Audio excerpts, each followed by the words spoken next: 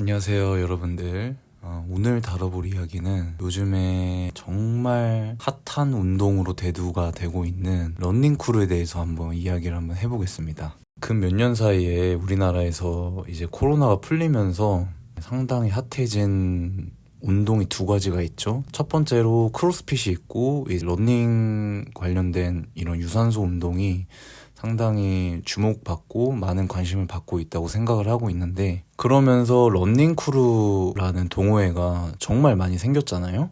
저도 워낙에 성격이 활동적이고 이런 유산소성 운동을 좋아하다 보니까 러닝크루를 한 3번 정도 제가 가입했던 경력이 있는데, 그거 관련해서 좀 에피소드를 풀어드리려고 왔습니다. 일단 제가 러닝크루를 선호했던 이유가 뭐냐면, 러닝을 뛰는 거를 되게 좋아하는데 혼자 뛰면은 재미가 없잖아요.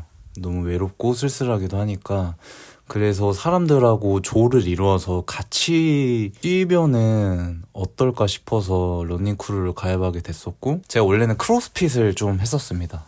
크로스핏을 좀 했었는데, 거기에서 이제 크로스핏 관원들끼리 그 러닝크루 하나 만들자 해가지고 그렇게 해서 러닝크루가 생성이 됐고, 저도 거기에 가입해서 꾸준히 좀 다녔었는데, 아무래도 크로스핏을 했던 사람들이 만든 러닝크루다 보니까 다들 상당히 이런 기량들이 되게 좋았었어요. 3km, 5km 조깅하듯이 하는 러닝도 한 530, 600 사이로 평균적으로, 여성분들도 마찬가지고 이런 식으로 많이 뛰어서 그렇게 좀 조를 이뤄서 많이 뛰었던 경험이 있고, 이제 제가 그 크로스핏을 관두면서 너무 세차게 그 러닝 크루에도 안타깝게도 강퇴가 됐었던 경험을 했었습니다. 크로스핏 코치가 이제 더 등록을 안 하니까 이제 얄짤없이 크루에서도 내보내더라고요. 그래가지고 좀 이게 자본주의구나라고 생각도 들면서 좀 쓸쓸한 그런 기억이 있습니다. 그래도 어찌됐건 저는 뭐 러닝을 계속 할 거니까 여기저기 좀 찾아봤었어요. 그러다가 인터넷에서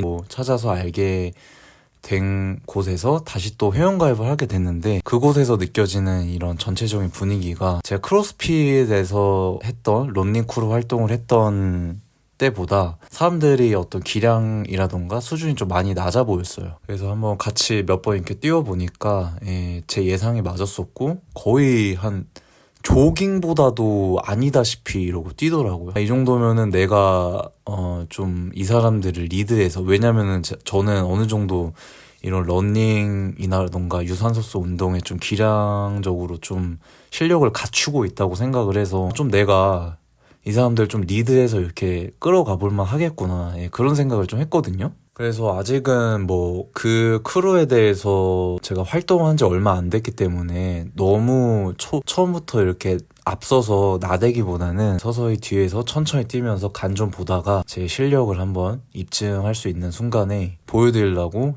한번 이를 갈고 있습니다. 그 크루 같은 경우에는 오픈 톡방이 있는데 사람들이 한 40명 가까이 돼요. 적은 숫자는 아닌데 뭐 그렇게 많은 숫자라고도 볼 수는 없지만, 오픈톡방에서 보니까 사람들이 크게 뭔가 실력을 갖추고 있다라고 생각은 하진 않는데, 본인이 마치 뭐 이봉주, 서윤복이라도 된 듯이 본인이 뛰었던 마라톤 기록을 올린다던가 풀코스를 뛰었던 경험들에 대한 이렇게 설명 같은 걸 좀 하더라고요. 근데 그 기록을 보면은 제가 생각했을 때는 형편이 없어요. 그래서 이런 걸 전 속으로는 뭐 이런 거를 자랑이라고 여기다 올리나, 아니면은 뭔가 기록을 남기려고 여기다 올리는 건가 싶은 생각이 들기도 하고, 지금이 이제 4월달, 5월달이면 이 마라톤 러너들의 어떤 달이잖아요. 상당히 날씨도 이제 좋고 추위도 다 풀렸고, 그렇기 때문에 이 러닝을 좋아하시는 사람들이 마라톤 대회를 많이 신청들 할 텐데,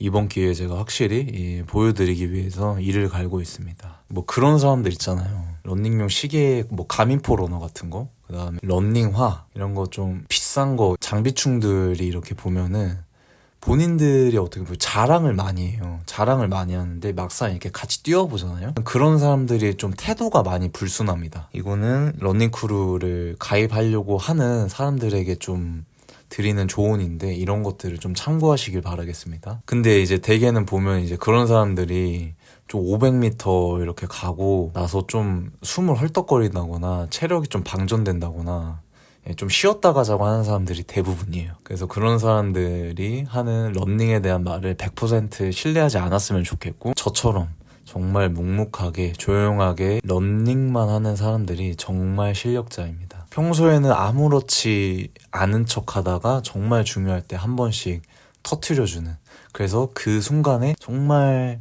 다른 사람들에게 강한 임팩트를 주는 그런 사람들이 진짜 멋있는 사람이라고 생각하고, 그런 사람들이 진짜 진정한 러너라고 생각을 합니다. 러너로서 뭔가 그런 부분들 좀 갖춰야 할 덕목이라고 생각을 하고, 어차피 러닝이라는 게 상당히 뭐 5km는 좀 짧다고 생각할 수 있는 사람들이 있겠지만, 뭐 10km, 하프 이렇게 넘어가면 이게 거리가 절대 짧은 거리가 아니거든요.